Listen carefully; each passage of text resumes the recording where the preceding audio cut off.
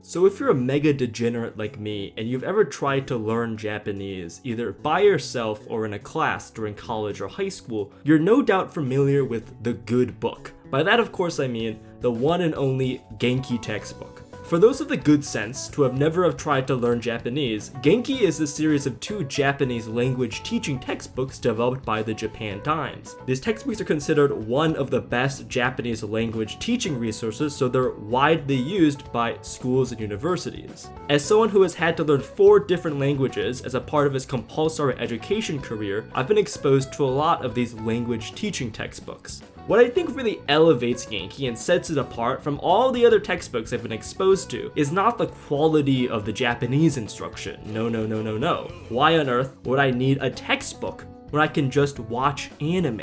Checkmate, Nihon jeans? But what sets Genki apart is how the writers have deftly woven this intricate love story into the fabric of their textbook, complete with drama, reconciliation, and a tear-jerking conclusion. The way this textbook is written is so iconic that my friends and I still joke around about its contents, even though none of us have studied Japanese for years. Alright, so buckle up all of you budding Japanese language learners. Today we're going to be exploring the quirks and idiosyncrasies of Genki, an integrated course in elementary Japanese. So our story begins with us being introduced to our main cast of characters. You have Mary Hart, a sophomore from Arizona studying abroad, Takeshi Kimura, a senior studying history at Sakura University, and then you have Soo Kim, the Korean, and Robert Smith, the Englishman. Rounding out our fun cast of characters is Yamashita Sensei, the Japanese professor. Trust me, you're going to get very well acquainted with these folks over the many hours you spend in this book. But for all intents and purposes, Mary and Takeshi are really the main characters of Genki, or at least to the extent that a language textbook can have main characters. So before every chapter, as is pretty typical for a lot of language textbooks, there's usually a sample dialogue that uses the new vocabulary in the chapter in a way that you might encounter in Japan. This is pretty standard stuff, but what sets Genki apart is how they sometimes like to take these creative liberties with their sample dialogues. So in the very first chapter, we get to see the fateful day that Takeshi and Mary met each other for the first time. Mary asks Takeshi what time it is, and he responds that it's 12:30. Simple enough, you might say. But wait.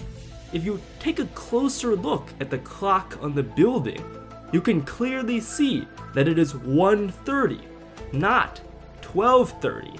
Takeshi, you giant baka.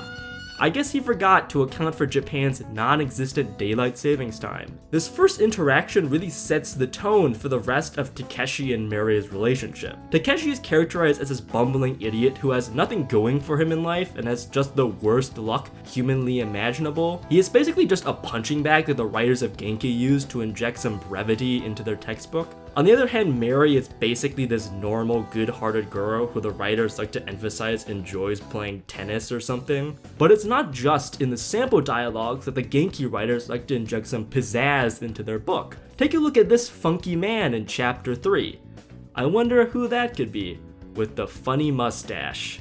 Well, I guess once friends, always friends, right, Japan? Or take, for instance, this listening exercise in the workbook. In this chapter, you learn how to ask people not to do something. So here we can see examples of things you can ask people not to do, like don't smoke. Sounds pretty normal so far, but then there's don't leave me and don't look at me. And then you have don't die. Genki is really out here providing the hard-hitting life advice we didn't know we needed. Or take this gem buried in chapter 6, one of my personal favorites. If you have ever wanted to know how to hit on someone in Japanese, don't worry, Genki's got your back. But to be fair, the actual text just says, "Shall I open a window?" But that's beyond the point. Alright, that was a fun detour, but let's refocus in on the main event, the real bread and butter of Genki, the relationship between Takeshi and Mary. After Takeshi wrongly tells Mary what time it is, he then relentlessly pursues her and tries to ask her out. Here's an actual listening exercise that's provided in the textbook. メアリーさん、喫茶店でコーヒーを飲みませんか？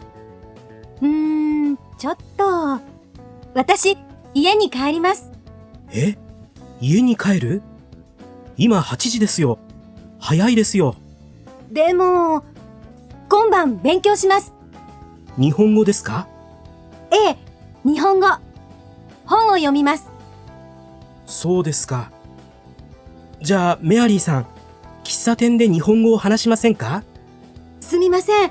おやすみなさい。あ、メアリーさん、お願いします。明日、学校で昼ご飯を食べませんか？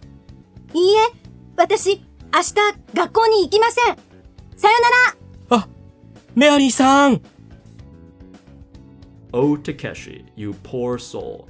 But not everything is bad for our friend Takeshi. Eventually, Mary caves and agrees to go on a date with him. Except, oh no, Takeshi ends up standing her up. It turns out that instead of meeting at the McDonald's, Takeshi goes to the Mosubaga instead. I guess not only can Takeshi not tell time, he also can't remember places very well. But you know, Mary is a good girl and decides to give him another chance. And this time Takeshi decides to bring her to a kabuki performance.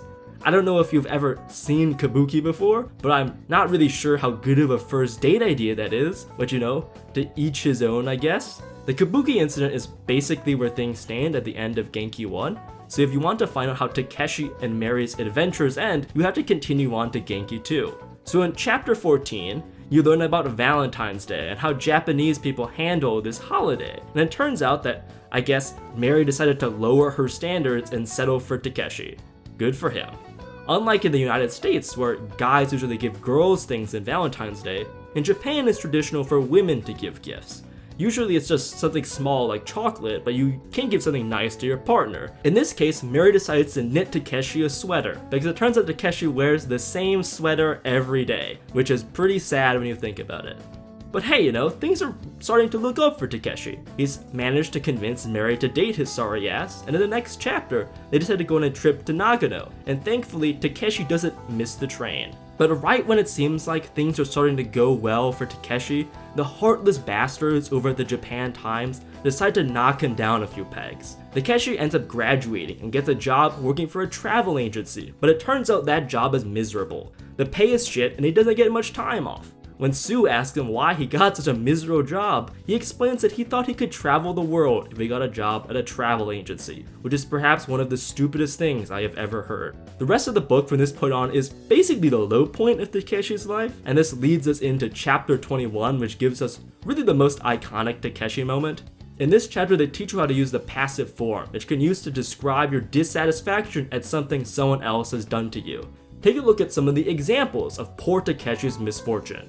Here we can see someone stealing his bag. Here's Mary laughing at him after he rips his pants open. His friend decides to punch him in the face, only for him to then have to go and deal with a crying baby.